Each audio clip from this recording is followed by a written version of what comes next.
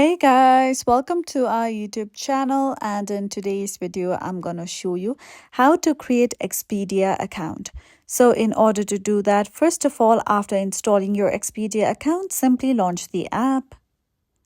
Now once you come to the app's interface, you simply have to continue with Google, or you can even continue with Apple or Facebook. So for now, I'm just going to simply enter my email address in order to create my account. Now, after you have entered in your email address, tap on Continue. Now, you have to enter the 6-digit code that has been sent to your email address. In order to enter this, you have to open your email address first. So, this is the code that has been sent to me. Now, let's go back to Expedia app. Now, I'm simply going to enter this code that was sent to my email. Now, tap on Continue. Now after this, you will come to this page. Now tap on the option of Get Started.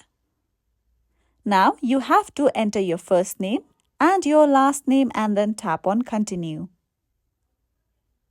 Now over here, you have to create a strong password for your account. Make sure that your password meets all these criteria. And then after creating a strong password, tap on the option of Create Password. Now let's wait for some time. Now tap on Let's Go.